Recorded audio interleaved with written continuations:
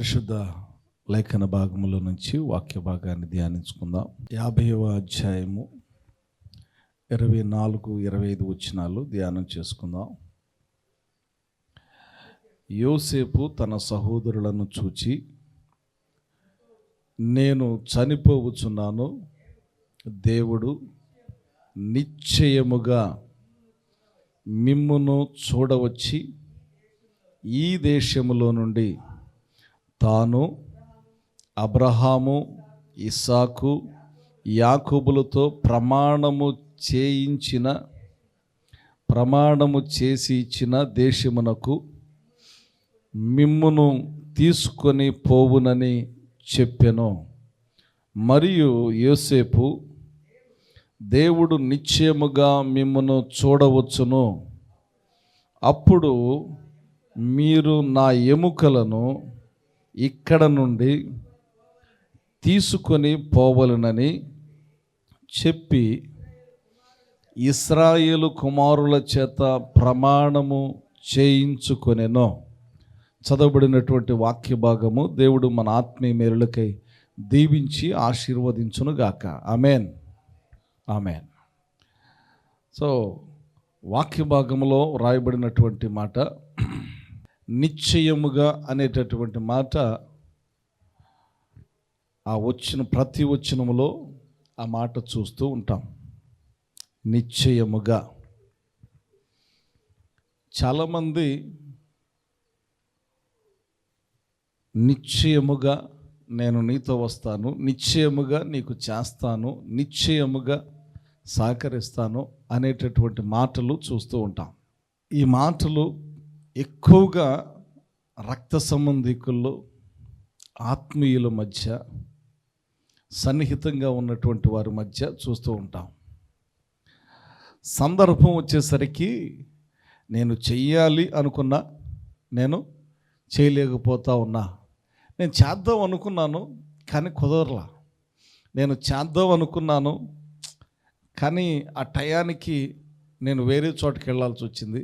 నేను ఉందాం అనుకున్నాను, ఉండలేకపోయాను అని చెప్పినటువంటి ఖచ్చితమైనటువంటి మాటలు తప్పిపోయేటటువంటి విధానం చూస్తూ ఉంటాం. కానీ లేఖన భాగములో వాక్యము గురించి రాయబడినటువంటి మాట, దేవుని నోట నుంచి వచ్చేటటువంటి ప్రతి వాక్కు సున్నైనను పొల్లైనను జరగకుండా తప్పిపోదు.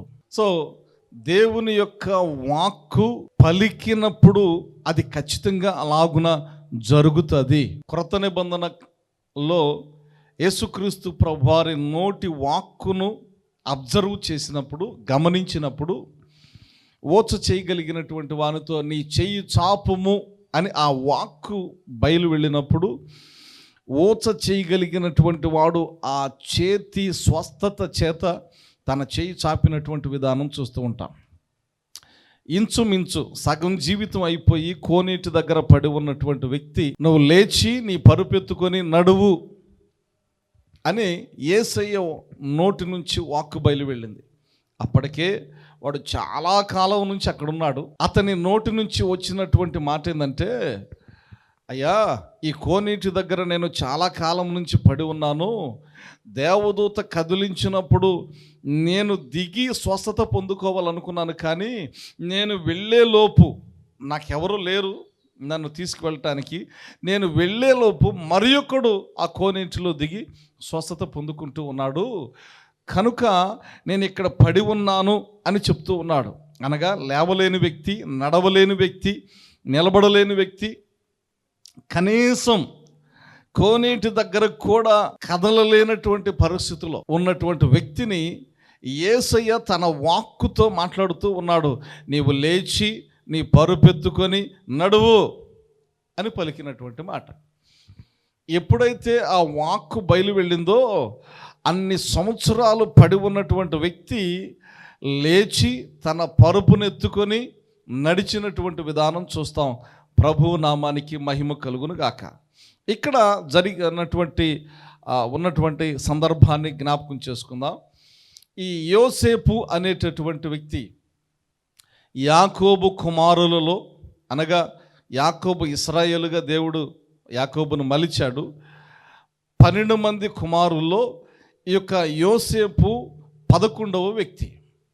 ఈ 11వ వ్యక్తి అన్నల చేత కొట్టబడి, అన్నల చేత తిట్టబడి, అన్నల చేత గోతులు వేయబడి, అన్నల చేత బానిస బ్రతుకు కోసం వేరే వ్యక్తులకు అమ్మబడి, వేరే ఊరిలో కాకుండా వేరే దేశమునకు అమ్మబడి, ఆ దేశంలో బానిస బ్రతుకు బతుకుతూ ఒకానొక చోట పాపమునకు దూరం అవ్వాల్సినటువంటి సమయంలో చెరసాలలోనికి వెళ్ళటానికి కూడా వెనుకాడక, చెరసాల బ్రతుకులో కూడా తన భక్తిని, బాధ్యతను, దేవుణ్ణి విడిచిపెట్టకుండా కొనసాగిస్తూ ఉన్నప్పుడు వారిలో కూడా ఆ చెరసాలలో ఉన్నటువంటి వ్యక్తులతో కలిసి ప్రభువును విడిచిపెట్టకుండా వారు కనినటువంటి కలలు కూడా భావం చెప్తూ అలాగున ఆ దైవ జ్ఞానాన్ని కలిగి, దేవుని ఎడల భయభక్తులు కలిగి ఉండుట చేత ఒకానొక సందర్భంలో రాజు కూడా పిలిపించినటువంటి సందర్భం యోసేపును. ఆ సందర్భంలో యోసేపు చెప్పినటువంటి కలభావం, ఈ 7 బాగా బలిసినటువంటి ఆవులు, బలముగా ఉన్నటువంటి ఆవులు, 7 బలహీనమైనటువంటి ఆవులు, ఈ బలహీనమైనటువంటి 7 ఆవులు బలముగా ఉన్నటువంటి 7 ఆవులను తినివేసినటువంటి సందర్భం.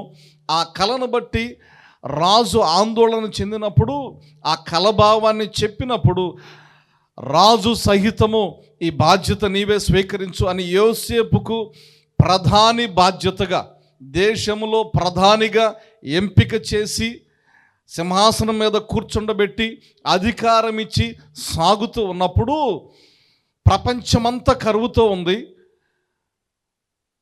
యోసేపు యొక్క అన్నలు ఎవరైతే ఉన్నారో, యోసేపును ఎవరైతే దూషించారో, యోసేపును ఎవరైతే గాయపరిచారో, యోసేపును ఎవరైతే అమ్మివేశారో, యోసేపును ఎవరైతే హేళన చేశారో, వారి అన్నలు ఆ కరువు ప్రాంతంలో యోసేపు దగ్గరకు వచ్చారు. ఇలాంటి పరిస్థితులలో యోసేపు యొక్క అన్నలు, తమ్ముడు, తండ్రి, తన కుటుంబస్తులు అందరూ 70 మంది, వారందరినీ యోసేపు ఉన్నటువంటి ప్రాంతానికి తీసుకొని వచ్చారు. యోసేపు ఉన్న చోటే, యోసేపు ప్రధానిగా ఉన్నటువంటి చోటనే వారి యొక్క అన్నల తమ్ముడు సంతతి, యాకోబు సంతతి, ఇశ్రాయేలు సంతతి అక్కడ ఉంది. ఆ ప్రత్యేకమైనటువంటి ప్రాంతము గోషేను అని పిలుస్తూ ఉంటారు. ఆ గోషేనులో యాకోబు యొక్క సంతతి యోసేపు ద్వారా అక్కడికి వచ్చి వారు సమృద్ధి కలిగి ఆశీర్వదించబడి సాగిపోతూ ఉన్నారు. అయితే అప్పుడు ఆ సందర్భంలో కొద్ది కాలం తర్వాత యోసేపు ఆ ఇశ్రాయేలు సంతతితో మాట్లాడుతున్నటువంటి మాట, ఏమని మాట్లాడుతూ ఉన్నాడంటే, యోసేపు తన సహోదరులను చూచి, నేను చనిపోవుచున్నాను, దేవుడు నిశ్చయముగా మిమ్మును చూడవచ్చి ఈ దేశము నుండి తాను అబ్రహాము, ఇస్సాకు, యాకోబులతో ప్రమాణము చేసి ఇచ్చిన దేశమునకు మిమ్మును తీసుకొని పోవునని చెప్పాను. మరియు యోసేపు, దేవుడు నిశ్చయముగా మిమ్మును చూడవచ్చును, నిశ్చయముగా మిమ్మును చూడవచ్చును. అప్పుడు మీరు నా ఎముకలను ఇక్కడ నుండి తీసుకొని పోవాలనని చెప్పి ఇశ్రాయేలు కుమారుల చేత ప్రమాణము చేయించుకొనెను. సో యోసేపుకి ఒక కాన్ఫిడెన్స్, దేవుడు నిశ్చయముగా తన బిడ్డల దగ్గరకు వస్తాడు, దేవుడు నిశ్చయముగా తన బిడ్డలను మరిచిపోడు, దేవుడు నిశ్చయముగా తను చేసినటువంటి వాగ్దానాన్ని బట్టి నెరవేర్చటానికి ఆయన నిశ్చయముగా మీ దగ్గరకు వస్తాడు, నిశ్చయముగా మిమ్మల్ని విడిపిస్తాడు, నిశ్చయముగా వాగ్దానము చేసినటువంటి పాలు తేనెలు ప్రవహించే దేశానికి నిశ్చయముగా మిమ్ములను నడిపిస్తాడు. ఇది ప్రవచనాత్మకంగా విశ్వాసముతో ఆత్మ అభిషేకముతో మాట్లాడినటువంటి మాట. ఎందుకంటే కొన్ని సంవత్సరాల ముందే యోసేపు బ్రతుకున్నప్పుడు మాట్లాడుతున్నటువంటి మాట. కానీ ఇది జరిగింది యోసేపు చనిపోయిన కొన్ని సంవత్సరాల తర్వాత ఇది జరిగింది. యోసేపు ప్రమాణం చేయించుకుంటా ఉన్నాడు, నిశ్చయముగా దేవుడు వస్తాడు, మిమ్మల్ని చూస్తాడు, మిమ్మల్ని విమోచిస్తాడు, మిమ్మల్ని పాలు తేనెలు ప్రవహించేటటువంటి ప్రాంతమునకు తీసుకువెళ్తాడు. ఆ ప్రాంతము అబ్రహాము, ఇస్సాకు, యాకోబులకు వాగ్దానం చేశాడు, అక్కడికి తీసుకెళ్తాడు.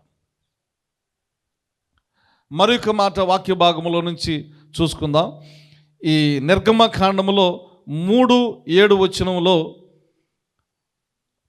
ఇదే సందర్భం అక్కడ చూస్తూ ఉంటాం. మరియు యెహోవా ఇట్లనెను, నేను ఐగుప్తులోనున్న నా ప్రజల బాధను నిశ్చయముగా చూచితిని. రైట్, దేవుడు చూచేటటువంటి దేవుడు, నిశ్చయముగా చూచేటటువంటి దేవుడు.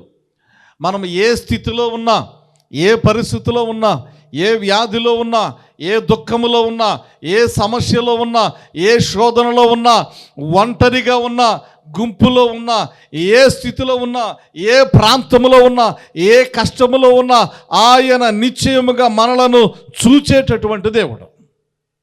ఆయన నిశ్చయముగా చూచేటటువంటి దేవుడు. పనులలో తమ్మును కష్టపెట్టు వారిని బట్టి నాకు పెట్టినటువంటి మొరను వింటిని, వారి దుఃఖము నాకు తెలిసే ఉన్నది. చాలా పర్యాయాలు అనుకుంటాం, నా దుఃఖము, నా కన్నీరు, నా రోదన దేవుడు ఆలకించట్లేదేమో అనుకుంటాం. లేఖనం సెలవిస్తూ ఉంది, నిశ్చయముగా, surely surely surely he knows your sorrows, he knows your tears, he knows your circumstances. ఆయన నీ పరిస్థితులను నిశ్చయముగా ఎరిగి ఉన్న దేవుడు. ఆయన నీ దుఃఖమును, ఏడ్పును నిశ్చయముగా ఎరిగి ఉన్నటువంటి దేవుడు. దేవుడు ఆ మాటను జ్ఞాపకం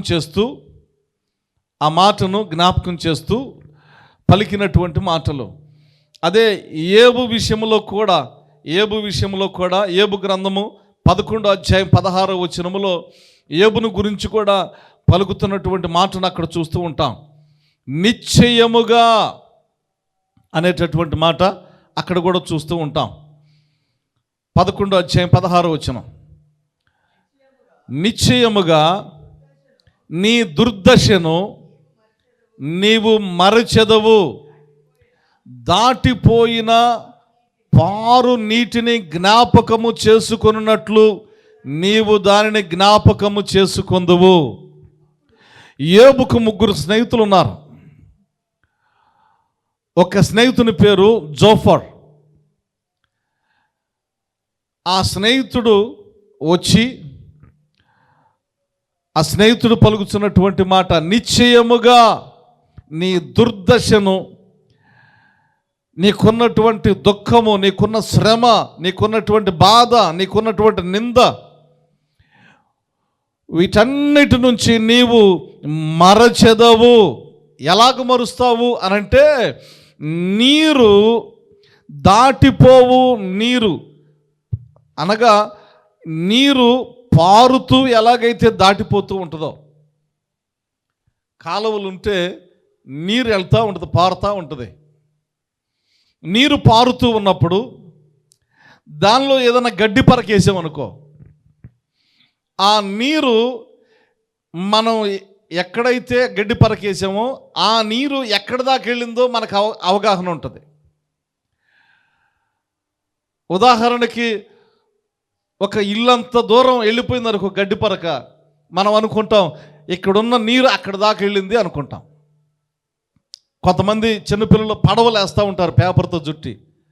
ఆ పడవ వెళ్తూ ఉంటే చూస్తూ ఉంటారు, అరే నా పడవ అక్కడికి వెళ్ళింది అని అంటే దాని అర్థం ఇక్కడ ఉన్నటువంటి నీరు అక్కడ దాకా వెళ్ళింది అని అర్థం. చాలా పర్యాయాలు మన జీవితాల్లో కూడా కష్టాలు మన దగ్గరే ఉన్నాయి అనుకుంటాం, ఇవి మనతోనే ఉన్నాయి అనుకుంటాం. కానీ వాక్యం సెలవిస్తున్నటువంటి మాట, అవి పారు నీళ్ల వలె వెళ్ళిపోతూ ఉంటాయి కానీ మన దగ్గర నిలవు.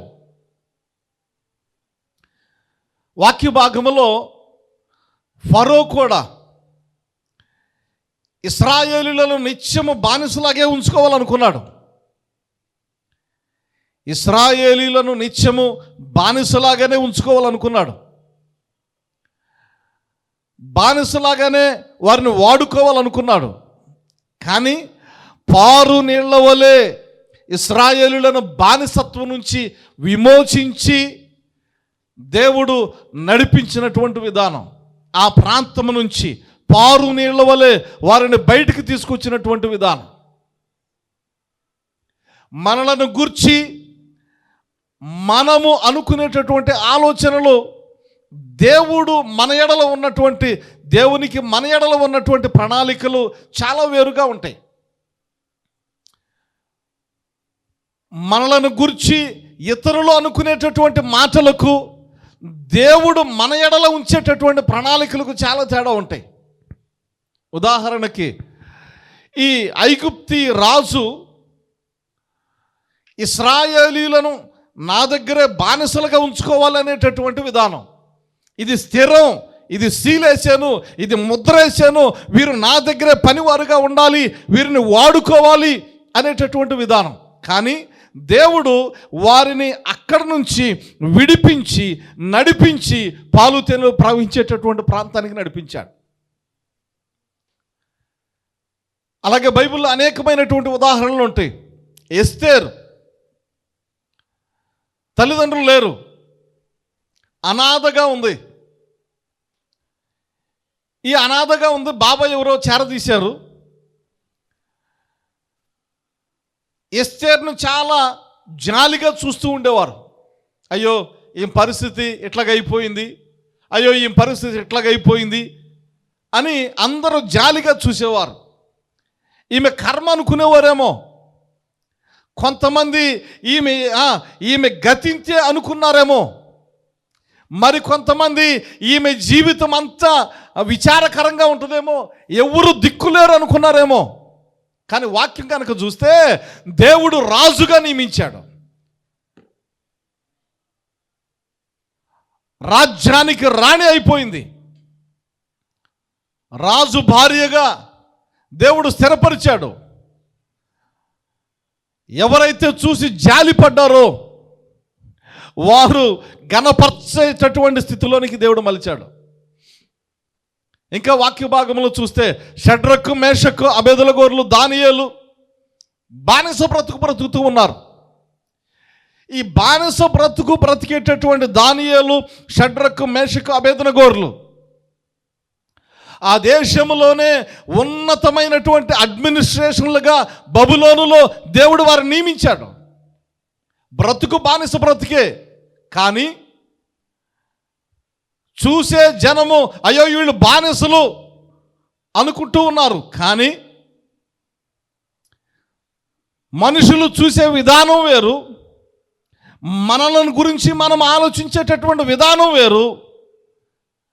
మనుషులు మన గురించి ఆలోచించే విధానం, మన గురించి మనం ఆలోచించేటటువంటి విధానము కంటే మన ఎడల దేవుని ప్రణాళిక ఉన్నతమైనటువంటిది అని మనం గుర్తించాలి. అప్పుడు ఏ విషయంలో కూడా కృంగిపోము, అప్పుడు ఏ విషయంలో కూడా కలత చెందము, అప్పుడు ఏ విషయంలో కూడా దుఃఖపడము. వాక్య భాగములో ఇంకా అనేకమైనటువంటి ఉదాహరణలు చూస్తూ ఉంటాం. మోషే బ్రతికితే చాలు అనుకున్నాడు, మోషే గురించి వీడు బ్రతికితే చాలు అనుకున్నాడు. తల్లిదండ్రులు వీడు బ్రతికితే చాలు అనుకున్నారు. కానీ వాక్యం సెలవిస్తూ ఉంది, బ్రతకటం మాత్రమే కాదు, 6 లక్షల కాలిబలాన్ని నడిపించేటటువంటి చరిత్రలో మోషే కంటే గొప్ప నాయకుడు లేడు అని చరిత్ర చెప్తా ఉంది. మోషే కంటే గొప్ప నాయకుడు లేడు. నిన్ను నువ్వు తక్కువ, నిన్ను గురించి నువ్వు తక్కువ అంచనా వేయాల్సినటువంటి అవసరం లేదు. నిన్ను గురించి నువ్వు కలవరం చెందాల్సినటువంటి అవసరం లేదు. నిన్ను గురించి నువ్వు కంగారు పడాల్సినటువంటి అవసరం లేదు. కానీ ఇక్కడ ఒక చిన్న మనం చేయాల్సినటువంటి చిన్న పని ఏంటంటే, వాగ్దానం ఉంది, పాలు తేనెలు ప్రవహించే ప్రాంతం ఉంది, దేవుడు కూడా సిద్ధంగానే ఉన్నాడు తీసుకెళ్ళటానికి. కానీ వారు మొరపెట్టాల్సి వచ్చింది. ఇశ్రాయేలీయులు మొరపెట్టినప్పుడు అప్పుడు వారి మొరను చూచి దేవుడు విమోచించాడు. అప్పుడు వారి మొరను చూచి ఆ ప్రాంతం నుంచి విడిపించాడు. నీరు పారునట్లుగా, నీరు పల్లమునకు పారునట్లుగా వారిని ఆ ప్రాంతం నుంచి నడిపించి పాలు తేనెలు ప్రవహించే ప్రాంతానికి ఆయన తీసుకువెళ్ళినటువంటి విధానం చూస్తూ ఉంటాం. దేవునికి స్తోత్రం. హల్లెలూయా, హల్లెలూయా. మరొక వాక్య భాగాన్ని జ్ఞాపకం చేసుకుందాం. రోమీయులకు రాసినటువంటి పత్రిక 8వ అధ్యాయము 32వ వచనములో మరొక మాటను చూసి ముగించుకుందాం. ఇక్కడ కూడా ఒక ప్రత్యేకమైనటువంటి మాటను మనం చూస్తాం. దేవుడు తన సొంత కుమారుడైనటువంటి యేసుక్రీస్తు ప్రభువారిని మనకు అనుగ్రహించుటకు తన సొంత కుమారుని 8:32 తన సొంత కుమారుని అనుగ్రహించుటకు వెనుదీయక మనందరి కొరకు యేసయ్యను అప్పగించినటువంటి వాడు ఆయనతో పాటు సమస్తమును, కొన్ని పత్రికల్లో ఉంటుంది ఆయనతో పాటు, అనగా యేసయ్యను మనకు అనుగ్రహించాడు, ఆయనతో పాటు నిశ్చయముగా సమస్తమును మనకు అనుగ్రహించేటటువంటి దేవుడై ఉన్నాడు. హల్లెలూయా, ఆమేన్. తను తాను బలి పశువుగా, వధకు తేబడినటువంటి గొర్రె పిల్లగా తన ప్రాణమును మన కొరకు అర్పించినటువంటి యేసయ్య, దేవునికి మహిమ కలుగును గాక. తన ప్రాణమును మన కొరకు అర్పించాడు. సో తన ప్రాణమును అర్పించినటువంటి దేవుడు మనకు కావలసినటువంటివి ఇంకా సింపుల్. తన ప్రాణమును అర్పించటమే అది గొప్ప విషయం. పరలోకము, ఆకాశ మహాకాశములు పట్టజాలన్నటువంటి దేవుడు, మహిమ స్వరూపి, తేజస్సు కలిగినటువంటి దేవుడు, ఆకాశములో ఉండేటటువంటి దేవుడు తనను తాను తగ్గించుకొని రిక్తునిగా చేసుకొని భూలోకమునకు కన్యక గర్భాన పాపరహితుడిగా ఈ లోకములో జన్మించి పరిశుద్ధుడిగా జీవించి తన పరిశుద్ధ రక్తమును సమస్త మానవాళి పాప విమోచన కొరకు చిందించటానికి సిలువ యాగములో నలగగొట్టబడి విరగగొట్టబడి మనం పొందవలసినటువంటి మన శిక్ష మనకు మారుగా యేసయ్య సిలువలో పొంది మరణించి మన కొరకు తిరిగి లేచాడు. ఆయన మరల రాబోతూ ఉన్నాడు. ఇంత గొప్ప కార్యాలు మనకు, ఇంత గొప్ప రక్షణ కొరకు మనకు రక్షణ అనుగ్రహించటానికి, మనలను రక్షించటానికి, మనలను నరకం నుంచి తప్పించటానికి, పరలోక రాజ్యమును మనకు అనుగ్రహించటానికి ఇంత గొప్ప ప్రాణమును సైతము త్యాగము చేసి ఇంత గొప్ప కార్యాలు చేసినటువంటి దేవుడు మనకు కావలసినవి అనుగ్రహించటం అది చాలా చిన్న పని. ఎంత చేసినటువంటి దేవుడు మనల్ని నడిపించలేడా? నిశ్చయముగా ఆయన మనల్ని నడిపించేటటువంటి దేవుడు, నిశ్చయముగా ఆయన మనలను చూసేటటువంటి దేవుడు, నిశ్చయముగా ఆయన మనల్ని విమోచించే దేవుడు, నిశ్చయముగా ఆయన స్వస్థపరిచే దేవుడు, నిశ్చయముగా ఆయన ఆశ్చర్యకరమైనటువంటి ఆశీర్వాద కార్యములు చేసే దేవుడు, నిశ్చయముగా ఆయన నిన్ను విడువక నడిపించేటటువంటి దేవుడు, నిశ్చయముగా ఆయన నిన్ను చూస్తూనే ఉన్నాడు. నీ దుఃఖమును చూస్తూ ఉన్నాడు, నీ బ్రతుకును చూస్తూ ఉన్నాడు, నీకున్నటువంటి ఇబ్బందులు చూస్తూ ఉన్నాడు, నీ యొక్క దుఃఖమును చూస్తూ ఉన్నాడు, నీకున్నటువంటి ప్రతికూల పరిస్థితులు చూస్తూనే ఉన్నాడు. ఆయన విమోచించే దేవుడు, నిశ్చయముగా నిన్ను ఆశీర్వదించే దేవుడు. నిశ్చయముగా యోసేపు మాట్లాడుతూ ఉన్నాడు, నిశ్చయముగా నీ దేవుడు నిన్ను దర్శిస్తాడు, నిశ్చయముగా నీ దేవుడు నిన్ను పాలు తేనెలు ప్రవహించేటటువంటి ప్రాంతానికి, ఎందుకంటే ఆయన వాగ్దానం ఇచ్చాడు. వాగ్దానం ఇచ్చిన దేవుడు వాగ్దానాన్ని మర్చిపోయే దేవుడు కాదు. మిమ్మల్ని తీసుకెళ్తాడు. ఆ టైంలో మీరేం చేయాలి? నా ఎముకలు కూడా తీసుకెళ్ళి అక్కడ పాతి పెట్టాలి. Surely there is no doubt, దేవుని మీద ఆధారపడినటువంటి వారికి అనుమానించాల్సినటువంటి అవసరం లేదు. ఆయన ఎన్నటికి సిగ్గుపడనివ్వడు, వెన్ను తట్టి నడిపిస్తాడు. నువ్వు నడవలేకపోతే నిన్ను ఎత్తుకొని నడిపించేటటువంటి దేవుడు. నువ్వు నడవలేకపోతే నిన్ను తన కౌగిటిలోకి ఎత్తుకొని నడిపించే దేవుడు. తల్లి చంటి బిడ్డను మరుచున, ఒకవేళ ఆమె అయినా మరుచును కానీ నేను నిన్ను మరువను. ఒకని తల్లి వారిని ఆదరించున్నట్లు నేను మిమ్మల్ని ఆదరిస్తా. నిశ్చయముగా, దానిలో అనుమానమేమీ లేదు. నిశ్చయముగా దేవుడు మనలను కూడా ప్రతి ప్రతికూల పరిస్థితుల నుంచి విమోచించి ఆశీర్వదించి ఆయన రాజ్యానికి మనలను ఆయుత్తపరచునుగాక. ఆమేన్. ప్రార్థన చేసుకుందాం. మహోన్నతుడు, ప్రేమ కనికరము కలిగిన మా తండ్రి, మీకు వందనాలు, స్తోత్రాలు. యేసయ్య మీకు వందనాలు. నీ వాక్యాన్ని బట్టి మీకు వందనాలు, మీ సన్నిధిని బట్టి మీకు వందనాలు. యోసేపు ద్వారా మీరు మాట్లాడినటువంటి వాక్కులను బట్టి మీకు వందనాలు, స్తోత్రాలు చెల్లించుకుంటూ ఉన్నా. దేవా నీకు వందనాలు నాయనా. నిశ్చయముగా మీరు అనుగ్రహించే దేవుడవు, నిశ్చయముగా మీరు అనుగ్రహించే దేవుడవు, నిశ్చయముగా నీ ప్రజలను నడిపించే దేవుడవు,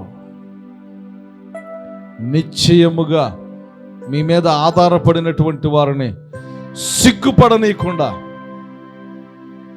నడిపించే దేవుడవు, హెచ్చించే దేవుడవు, పోషించే దేవుడవు, స్వస్థపరిచే దేవుడవు, ఆదరించే దేవుడవు, ఓదార్చే దేవుడవు, నిశ్చయముగా మీరు జరిగించే దేవుడవు. అటు మీ సన్నిధి నాకును మాకును కలుగునుగాక అని యేసు నామం పేరిట స్తుతించి ప్రార్థన చేయుచున్నాము తండ్రి. ఆమేన్. ఆమేన్.